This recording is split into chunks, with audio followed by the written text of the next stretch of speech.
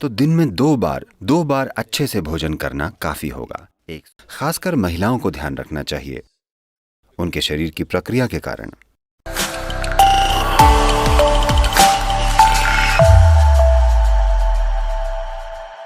सबसे महत्वपूर्ण चीज जिसका आपको ध्यान रखना चाहिए वो ये है, किसी दिन जब आप कोई भोजन खाते हैं, चाहे आप जो भी खाते हैं, आपको ध्यान रखना चाहिए कि वो भोजन कितनी जल्दी पचकर आपका हिस्सा बन जाता है। कोई भी भोजन अगर 3 घंटे से ज्यादा पेट में रहता है, यानी आपने खराब खाना खाया है। वो भोजन या तो आप छोड़ दें या कम से कम खाएं। अगर भोजन 3 घंटे में पेट से आंतों तक पहुंच जाता है, यानी आप कुछ ऐसा खा रहे हैं जिसे आपका सिस्टम अच्छे से पचा पाता है। और 2 भोजनों के बीच अगर आप 5 से 6 घंटों की दूरी बनाए रखते हैं और बीच में अगर कुछ भी ना खाया जाए, तो आप पाएंगे कि कोशिकाओं या सेल्स के स्तर पर सिस्टम में सफाई होगी। सेलुलर स्तर की यह सफाई स्वस्थ जीवन के लिए सबसे जरूरी और सबसे ज्यादा महत्वपूर्ण है। तो 2 भोजनों के बीच कम से कम 5-6 घंटों का अंतर होना चाहिए। अगर आपकी उम्र 30 से ज्यादा है तो दिन में दो बार अच्छे से भोजन करना काफी होगा। एक सुबह का भोजन और एक शाम का। शाम के भोजन के बाद कम से कम 3 घंटे रुक कर सोना चाहिए और कुछ शारीरिक काम होना चाहिए। जरूरी नहीं है कि बहुत भारी या जोरदार गतिविधि हो, बस थोड़ी सी सैर या शायद थोड़ा सा डांस या ऐसा कुछ। अपने लिए कुछ ऐसा करें ताकि शाम के भोजन के बाद कम से कम 20 से 30 मिनट कुछ शारीरिक काम हो। ऐसा करने से आपका सिस्टम काफी स्वस्थ होगा। एनीमिया होना यानी खून ने अपना लोहा खो दिया है, यानी आपने अपनी ताकत खो दी है। ठीक है, शरीर की ताकत चली गई, आप थका हुआ महसूस करेंगे, बेवजह थकावट होगी।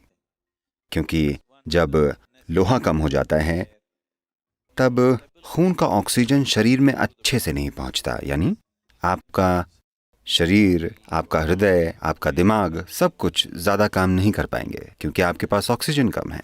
तो खून में ऑक्सीजन की मात्रा को बढ़ाना एक जरूरी चीज है, क्योंकि शरीर की सेहत, उसका खुद को आसानी से जीवंत करना, इसके लिए खून में ज्यादा ऑक्सीजन होनी चाहिए और ये क्षमता कम हो जाएगी। खासकर महिलाओं को ध्यान रखना चाहिए उनके शरीर की प्रक्रिया के कारण। उनमें हीमोग्लोबिन की कमी हो सकती है, जिससे खून में ज्यादा ऑक्सीजन नहीं समा पाएगा और बेवजह वो थक जाएंगी। अगर आरबीसी कम है तो बुद्धि पर भी असर होगा, क्योंकि दिमाग में ऑक्सीजन कम होगा तो इसका असर शरीर और दिमाग दोनों पर होगा।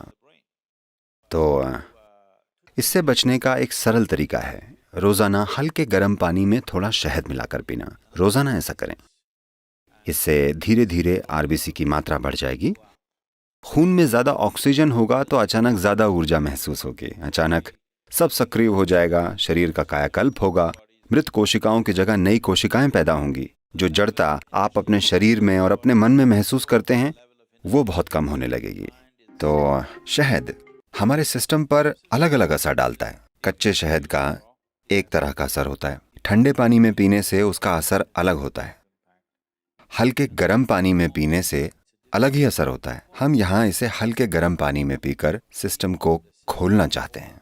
उबलते पानी में डालने से शहद का कुछ हिस्सा जहरीला हो जाता है, तो इसे कभी भी उबलते पानी में नहीं डालना चाहिए या इसे पकाना नहीं चाहिए। मैं जानता हूँ कि पश्चिम में लोग शहद के केक बनाते हैं, वो इसे पकाते हैं। एक तापमान को पार कर जाने के बाद शहद जहरीला हो जाता है, तो आपको इसे ऐसे तापमान में रखना चाहिए कि ये पीने लायक हो। इसे गुनगुने पानी में डालें, उबलती हुई गर्म चीजों में इसे न डालें।